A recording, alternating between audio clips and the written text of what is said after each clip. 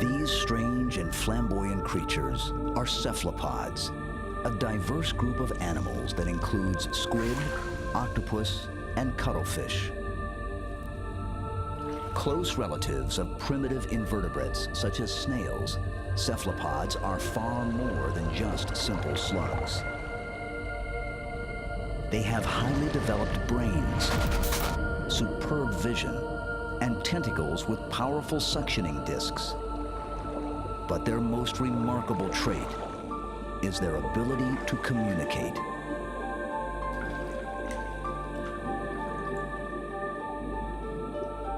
With complex visual signals and posturing, some cephalopods appear to speak to each other.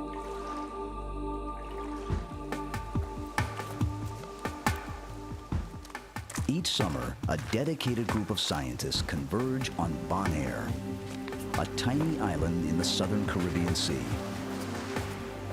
Theirs is a revolutionary quest to discover if common reef squid are capable of language. In the final frantic weeks of their short lives, reef squid appear to read and write distinct messages on their shimmering skin. These foot-long mollusks, like humans, are thought to employ a creative, symbolic, and visual language.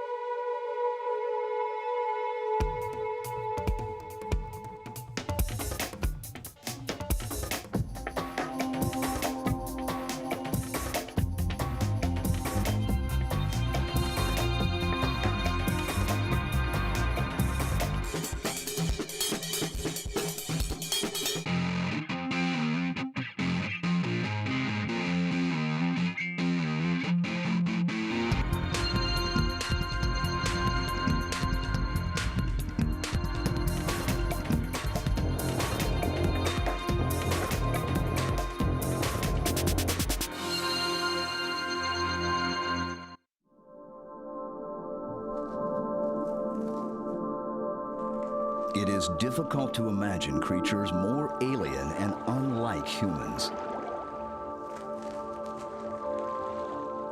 Cephalopods have blue blood, 3 hearts, and use jet propulsion to navigate through the sea.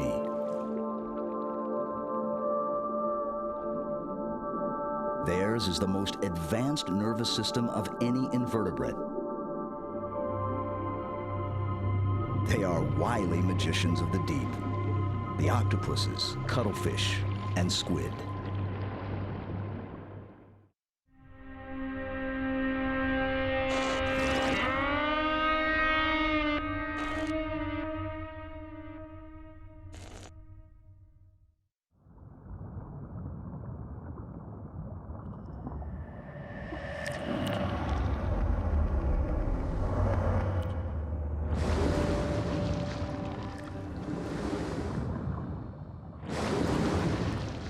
Tentacles are basically arms without bones. These dexterous limbs are utilized for mobility, exploration, or capturing prey. The rest of a cephalopod's body is made up of a muscular sac called a mantle, which contains their 3 hearts, brain, and other internal organs.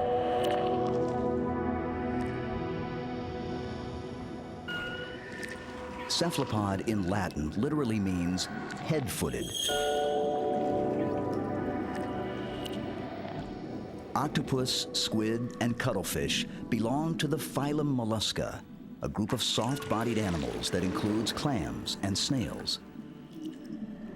Unlike many of their simpler relatives, cephalopods have lost their external shells through the millennia of evolution.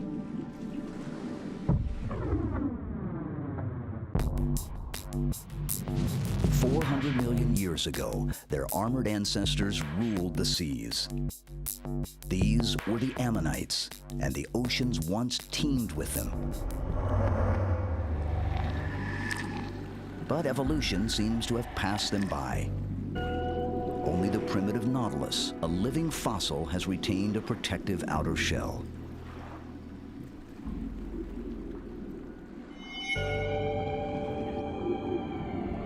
We don't know how ammonites became extinct or why most cephalopods evolved without protective shells.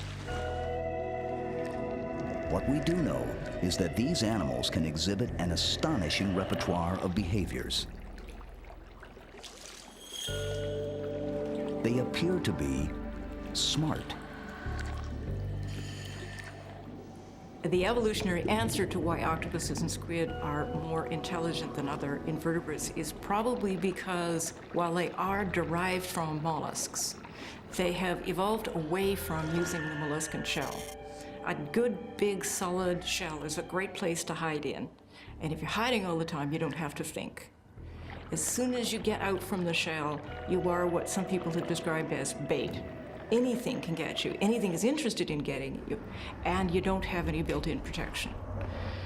Probably not the only way, but an excellent way to get around the problem of not having any protection anymore is to have smarts. The background of these guys is pretty simple. Squid are cephalopods.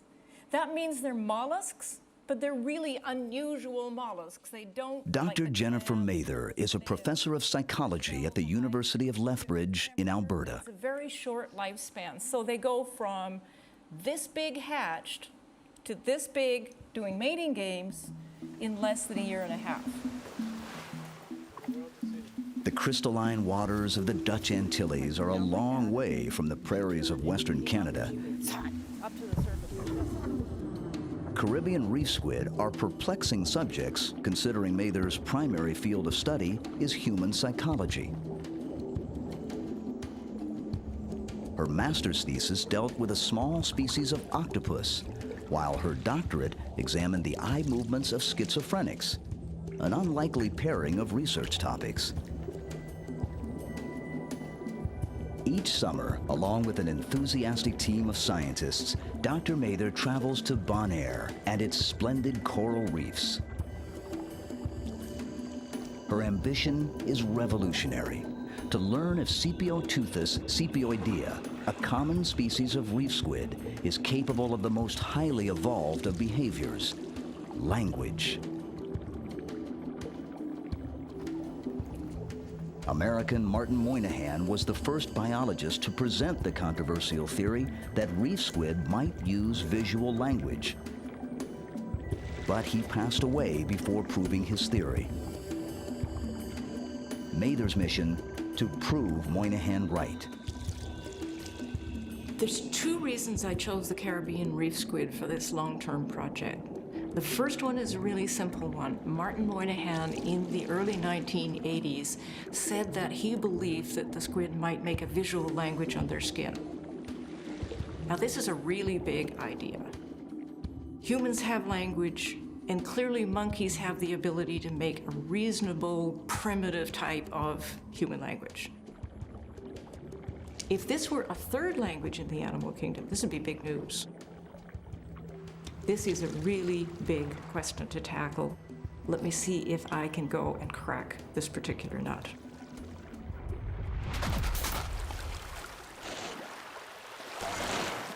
People often ask me, why are you in a psychology department studying octopuses and squid? Why do you go running off to the reef and watch animals? Does that really have anything to do with humans? And the answer is yes, it does have something to do with humans. Oh, great fun. The area that I'm really interested in is what has been described as comparative cognition. And that's trying to understand how thinking works by looking at thinking in animals other than humans. Now, a lot of people do it by saying, okay, well, we'll look at how monkeys think. What I'm looking at is really something quite different. What I'm saying is, okay, let's take the most intelligent invertebrate, because the octopuses and squid are way ahead of the other invertebrates. They have to have developed intelligence quite differently.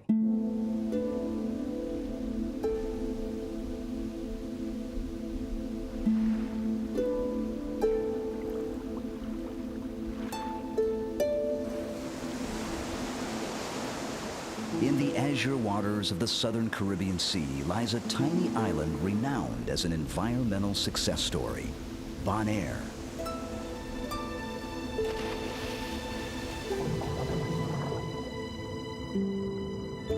This idyllic outpost's marine sanctuary is recognized as a world leader in coral reef conservation.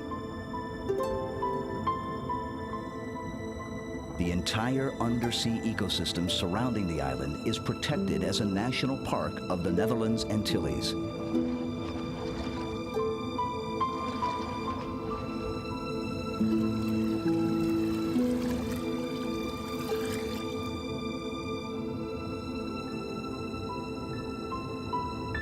Jennifer Mather visited several other Caribbean destinations before choosing Bonaire as a base of operations for her research.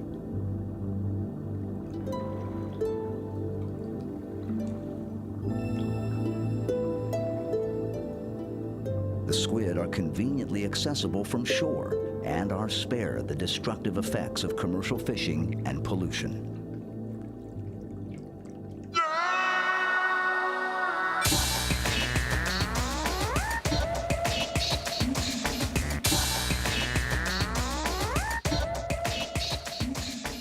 When you decide you want to work with an animal in the field, you have to solve a lot of practical problems before you can go work with them. Researchers go to all sorts of strange places to do work. And some of them go half an hour's hike through the bush, and some of them go up to the mountains, and some of them go out in the open ocean in big research vessels. And we wanted something that would be relatively simple. We wanted to be able to go from the shore. We wanted to go to a place where we could find the animals. We wanted to go to a place, too, where animals would be safe. We have to get up early and work hard at a time when people like James are semi-conscious, because that's when the animals are active, and that's what we came to study. I'm a morning person myself, so it's no problem, but some of these others are kind of hard to get up out of bed. I'm basically nocturnal like octopuses are, if left to my own. But in the morning they are all coming back together and sorting things out again. So we're here. We need to be here. That's when all the activity is. A lot of it anyway. Mather is joined in the expedition by an eclectic group of researchers. Roland Anderson is the Puget Sound curator of the Seattle Aquarium.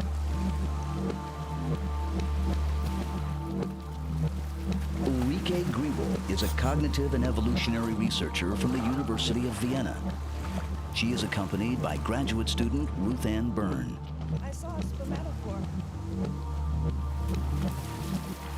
The final member of the team is James Wood of the National Resource Center for Cephalopods in Galveston, Texas. I'm very fascinated with cephalopods. Well, first of all, they're invertebrates, so they're related to things that don't have brains, and some of them don't even have heads. Yet, they're a group that behaviorally is more similar to something like a fish than to a snail. They can change color, shape, and texture better than anything else on the planet. I mean, you might think of a chameleon, but chameleons use hormones, and that has to go through the blood system, and then it takes a few seconds. These animals, this is all neurally controlled, so they think it, and they're that. So they can change what they look like many times in 1 second.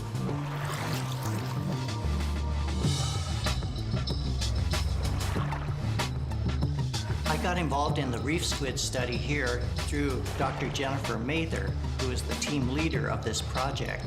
She and I met at a conference back in 1986, and we've been friends and colleagues ever since. A few years ago, she asked me if I'd like to come down here and help her study the reef squid. I jumped at the chance. I'm seeing new stuff every year. I'm coming here now for the 4th year, and I always see new patterns, new combinations of patterns, new behaviors. I think that they need this complex signal language because they are social. As soon as animals are social and live in groups, they need to communicate. This is also the driving force for intelligence, also in mammals. The most intelligent mammals are found among the social mammals. And the same is happening here in the cephalopods.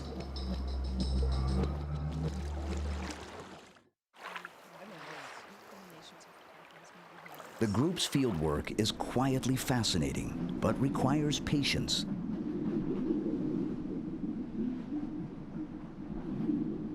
Their research demands hours of snorkeling in unobtrusive observation. Individual animals are identified by distinctive scars and skin patterns, and each behavior is recorded for later analysis.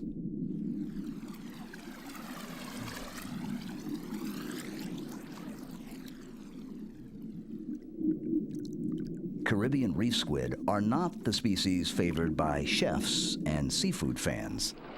They are slightly larger and darker in appearance than the restaurant variety. Journalists have branded Mather the Jane Goodall of calamari. We noticed personalities in these animals, and we found that there were dramatic differences between individuals such that you could describe them in terms of human personalities or perhaps human temperament. It's almost impossible not to think of them in terms of the human roles. That's why we use this flirting at the bar. That's why we talk about going all the way, making it. From time to time, we talk about it as a soap opera because we have all the characters, we have all the situations that you could possibly have in a soap opera.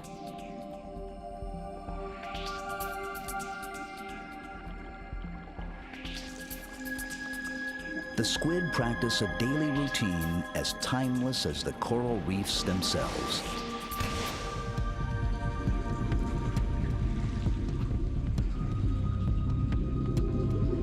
At night, they disperse to hunt alone.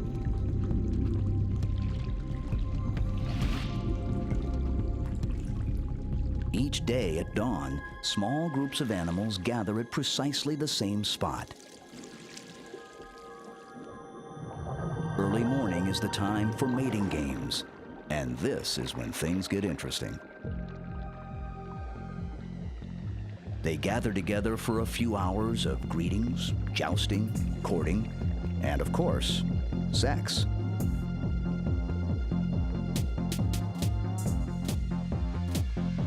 Foreplay may last for hours, but the mating act itself is, suffice to say, quick.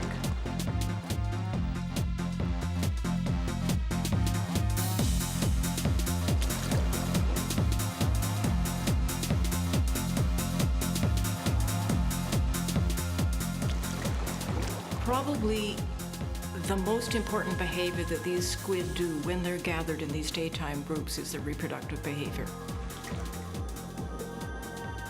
As they come together, females are the first ones to let everybody know they're interested. What we notice is that the females rise above the group. They go pale on all of their mantle except just a strip around the front margin, which is kind of a warm brown. When we saw that one, we decided to call it saddle because it looked as if the brown was a saddle around the animal, almost like it was waiting for a rider.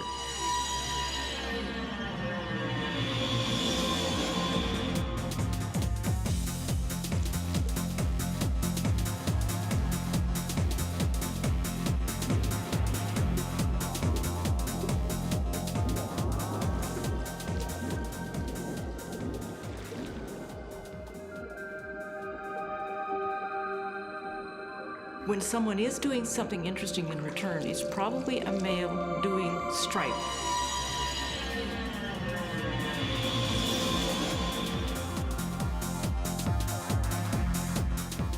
That seems to be the first exchange of visual signals indicating interest in mating in the future.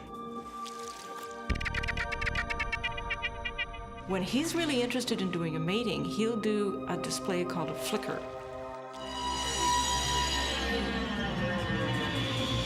We call it the flicker because it's on-off, pale dark, pale dark, pale dark. It's so fast that in fact we haven't been able to dissect it and find out how often or to find out whether it's all the body at once. But when he does that, it seems to be a fairly honest signal of intent to mate, if she lets him. If a male squid in a school flickers, they have the equivalent of what I say, all hell breaks loose. It's a clear signal that everything's going to happen. Squid are going to zoom all over the school. Other squid are going to come in and try to interfere with it. And if the squid are lucky, they're starting the next generation.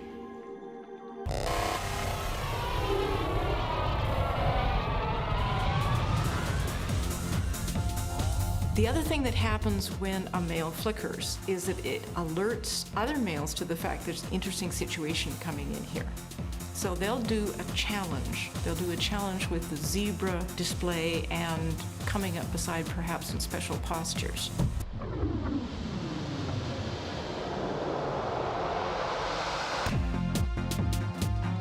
Often, in order to do anything about having the opportunity to mate, he has to fight off the interfering other males.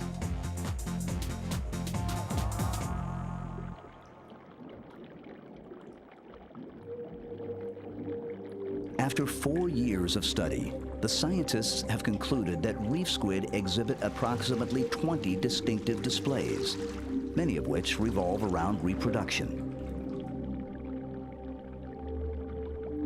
Each of these displays may involve hundreds of individual components, and there are perhaps thousands of subtle variations.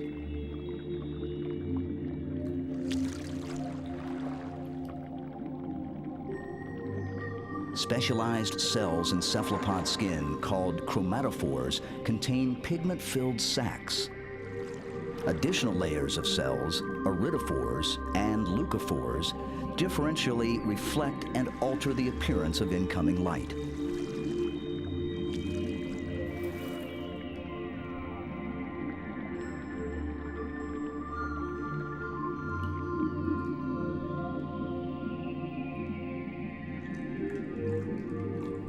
The three groups of cells work together to form the startling color and pattern changes exhibited by these animals.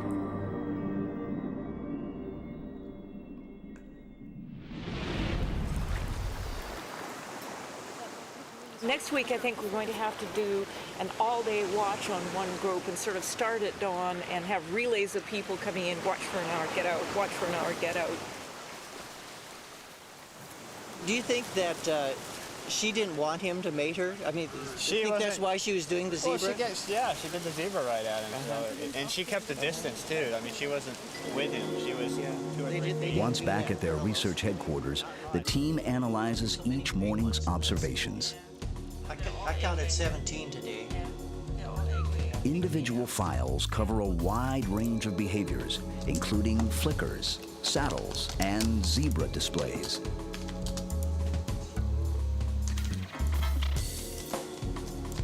The squid provide the researchers with an endless amount of information and behaviors that must be quantified, sorted, and assigned grades of intensity.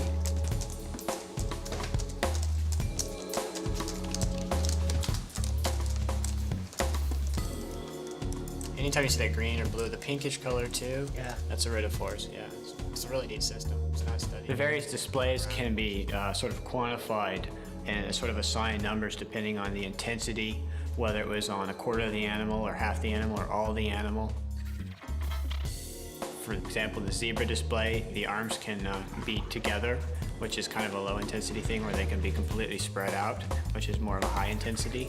The zebra display can be on only half the animal, so that can be quantified. We just have an incredible amount of information that we get from these animals. Reef squid are very good at communication. Whatever they're doing is obviously very complex and has a lot of different components. Oh, hello. Basic brown. Most observations of the squid are made while snorkeling, which has its limitations. Let's see, this is a nice saddle stripe. With the luxury of a camera team recording them and their subjects, the researchers had a rare opportunity to view their charges up close. And notice there's a fin-based stripe on the under guy. Both of them have Both of them have. You can see the internal organs there too. Now she's doing zebra on the left arm. Can we go back on that a bit? See, look at that lower spread and the upper spread. Boom. It's really interesting during the day how they're often this basic brown color, which really stands out against the white background. But in the early morning and at night, they're often light colored like this, which is much more camouflaged. Now see, when they're maneuvering, they've both got zebra on white, and it's only after they settle for over.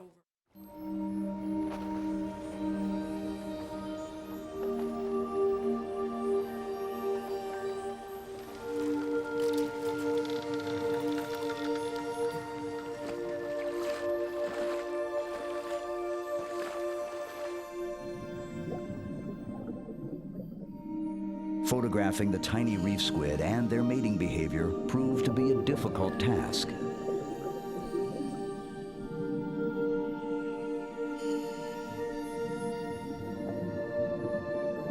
The skittish animals, however, eventually became comfortable, even oblivious to the presence of the divers.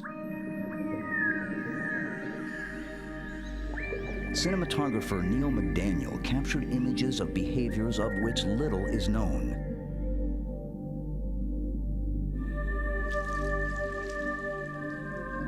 Egg-laying is the final act of a frantic and all too short life. When a female's laying eggs, it's really, of course, the culmination of reproduction, and it's a very interesting situation in these animals. Now, biologists talk about this a lot. Who is it who controls who gets their genes in the gene pool? And in the case of the Caribbean reef squid, it looks as if the female has an awful lot of control. Because, of course, when a male does the flicker and he transfers the spermatophores to her, it's her choice whether or not to take them and put them inside her mantle cavity.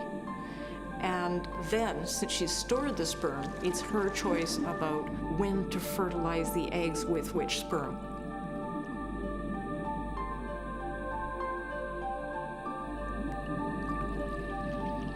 Both males and females will die after reproduction. And it's a very short lifespan. We talk about them as having a motto of live fast, die young.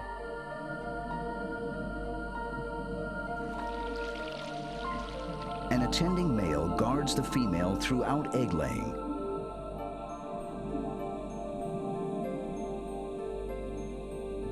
He tries to mate with her right before and even during the process to give his seed an advantage over that of his rivals.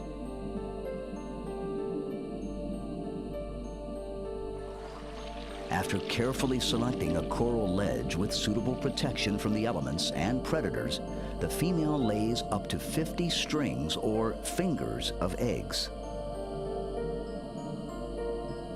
She squeezes down underneath the rock and she deposits an egg string on the rock. Then she comes back out again. It looks as if she takes a deep breath and goes, that one was hard.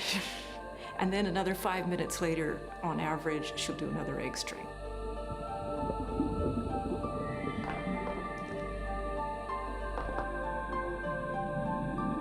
They start out life as eggs. There's no parental care whatsoever, and the male contributes nothing except sperm.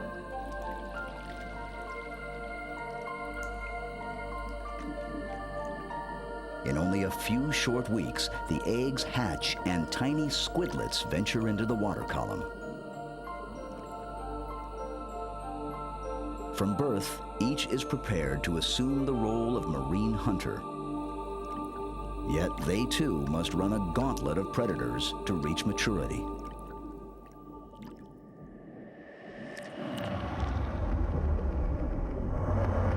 In the cold waters of British Columbia, the world's largest octopus appears to have little need for the complex visual signaling used by reef squid.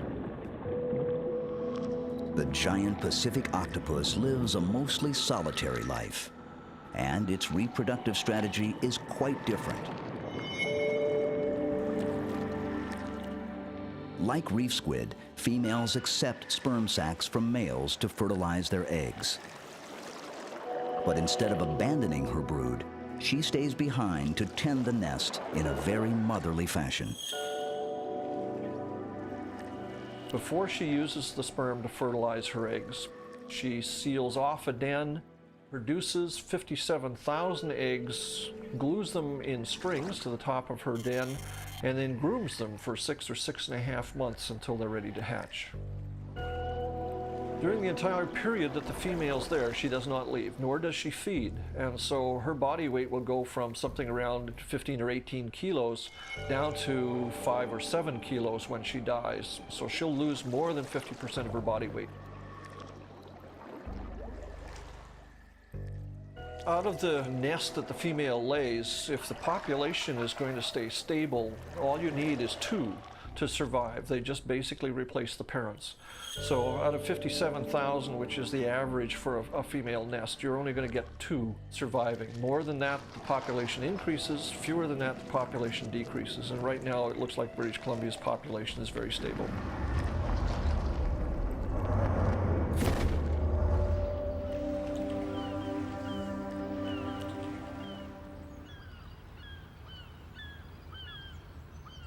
James Cosgrove of the Royal British Columbia Museum has spent many years studying the reproductive behavior of these intriguing animals. One of the most surprising things I've learned from my research was that the animals are such short-lived animals. It seems unfortunate that evolution would have developed such a magnificent animal, allowed it to grow up to 20 or 30 kilos, only to have it mate, lay its eggs, and die in a period of less than 4 years.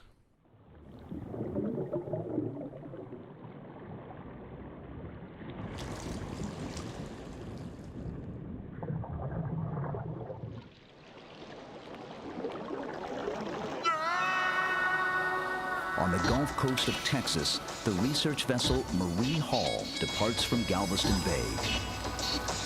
Researcher John Forsyth is fishing for food for his captive cephalopods.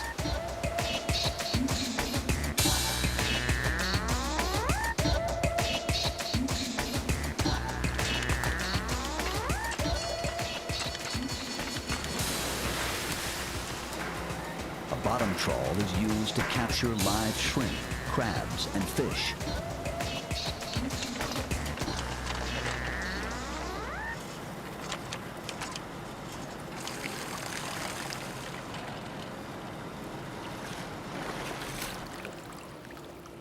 Small bay squid are also taken as a bycatch. They are transferred to a holding tank for the trip back to shore.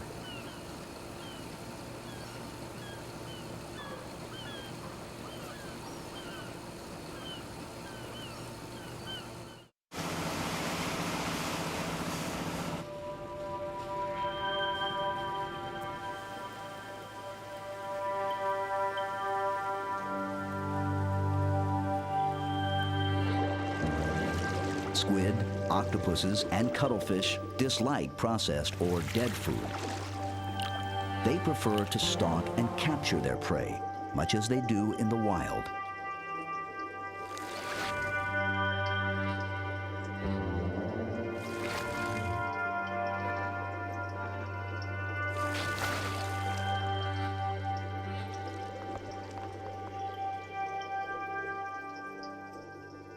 Most cephalopods do very well in captivity, and these European cuttlefish exhibit many visual signals similar to those of Caribbean reef squid.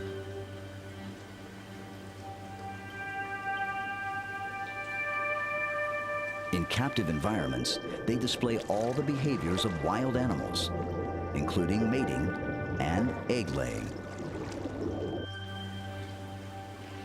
At the National Resource Center for Cephalopods in Galveston, squids, octopuses, and cuttlefish are raised in a closed seawater system.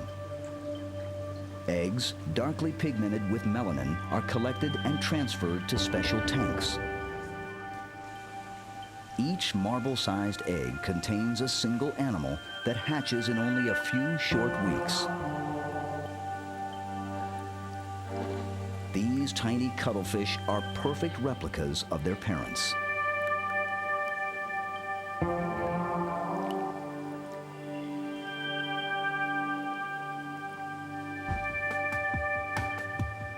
The cephalopods are primarily utilized as marine lab rats and shipped to researchers across North America. Like their rodent counterparts, these cuttlefish provide scientists with valuable insights into human physiology.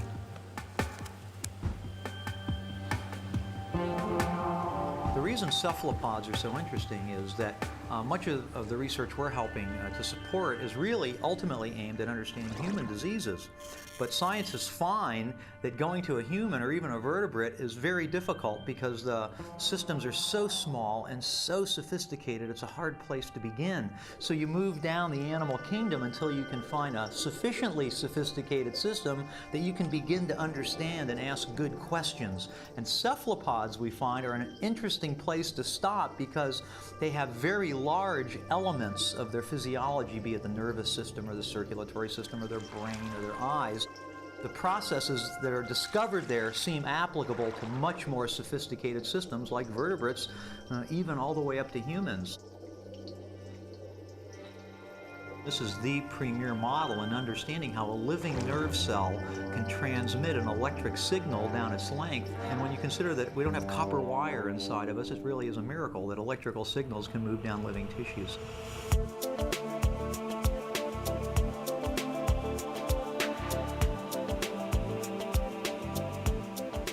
Back from his fieldwork in Bonaire, Dr. James Wood updates the website that he developed to share cephalopod research.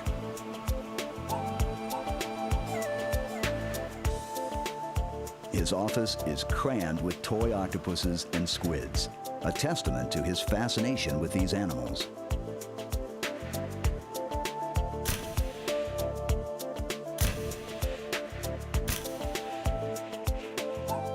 A skilled photographer, he carefully examines his underwater images for new clues to the visual language of the reef squid.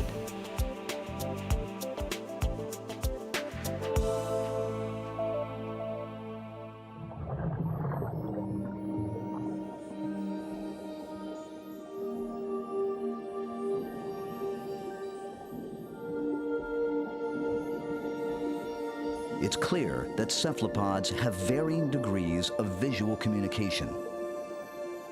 The intensely social reef squid are the most expressive, while more solitary animals such as octopus seem to have less need for communication.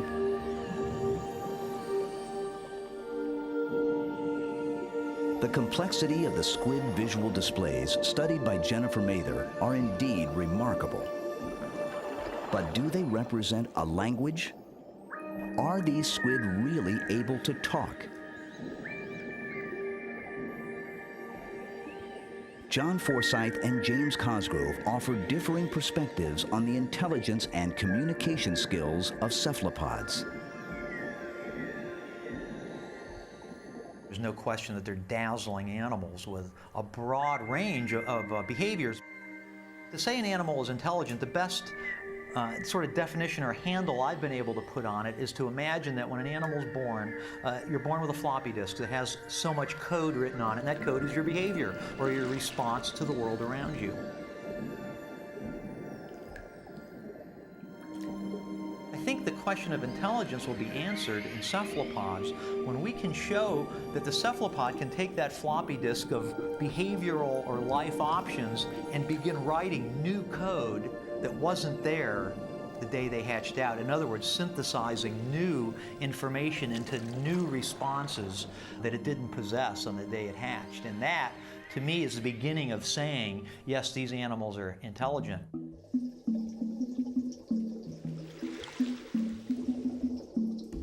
There's no question that these animals are communicating with one another, primarily through visual signaling in their skin, but also their body posturing and their body movements. Reproduction, of course, is a very important area to be able to communicate in for any animal. Squids just don't randomly run into each other and mate and then move on. In all the hundreds of hours I've been able to spend watching them, I've never seen a predator get even close to a school of squid. They're gone long before that, so they're extremely effective in that type of communication.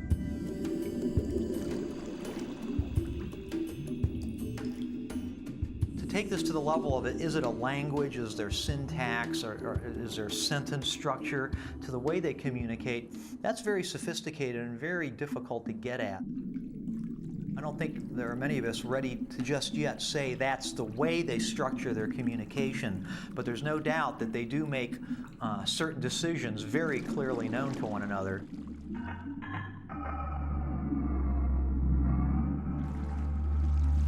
The definition of cephalopod intelligence is a difficult one because we're putting human values on an animal that doesn't live in our environment. When we look at squids and cuttlefishes, we see a lot of visual communication there, and it's very clear that messages are passed back and forth. There is communication happening in that not only is the squid the sender of the message, it's also a receiver of the message, and that's what communication is.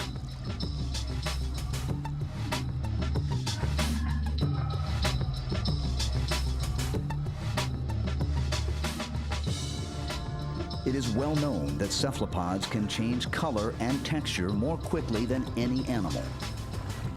But the theories of the scientists in Bonaire take this behavior many steps further. Jennifer Mather believes the signals between reef squid to be the most complex visual display system among invertebrates. If the signals prove to be encoded with intelligent design, then Jennifer may have discovered something truly remarkable.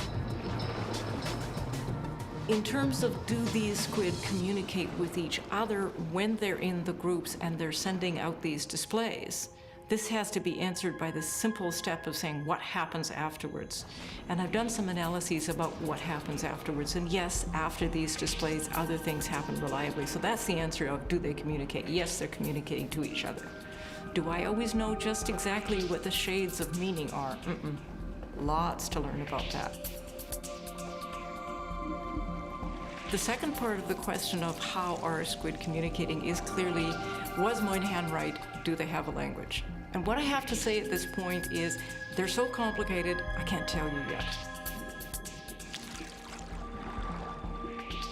I'm beginning to gather the basics of the simplest signals. And remember, sexual signals should be simple. I know that in terms of communication, anything that a squid wants to say, it will do not simply, but in a complex way. So there's definitely the background there that they could make a language. It's going to take a long time because it's such a complex thing, because it's such a complex and intelligent animal. There's lots and lots to learn. 4 years is just scratching the surface.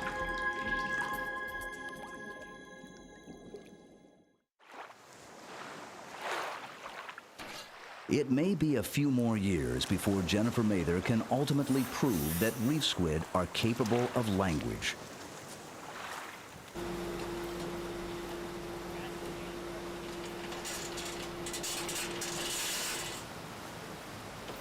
There is, however, one thing that is absolutely certain about cephalopods. They generate enormous fascination from a very passionate group of scientists. You know, I think most marine biologists are attracted to something, and sometimes you don't know exactly why, but you're drawn to something, you begin looking at it, and for 25 years, I haven't been able to stop wondering about this animal group. With fishes, I'm not really sure a fish is looking at me. You know, it's hard to tell. But a cuttlefish or an octopus, when you're looking at that in an aquarium, it is looking at you. You're being observed as much as you are observing.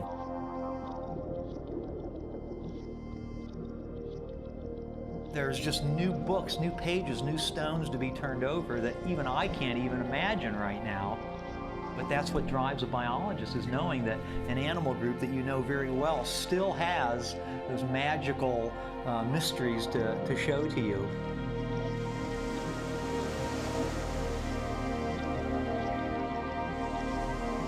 I'm crazy about cephalopods because they're smart, and they're different smarts than our smarts, and I'm still trying to understand it. Lots of researchers find that they spend a lifetime with one species because they find that the closer they get to them, the more they get to know them, the more there is to know. And that's the kind of thing I have with these guys.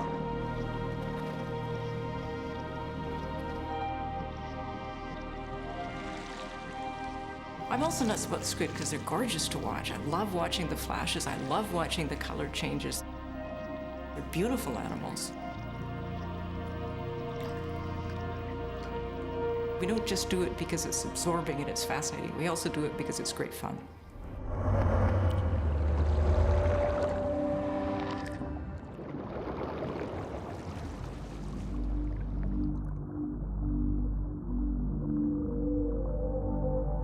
Cephalopods are an amazing group of animals.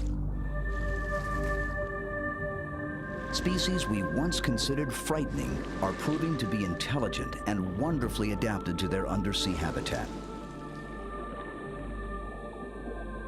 By evolving with superb communication skills, cephalopods have become less like their simpler cousins and more like fish and perhaps even mammals. What they have accomplished is a remarkable ability to survive, even prosper, in a harsh environment. In nature, of course, that's the name of the game.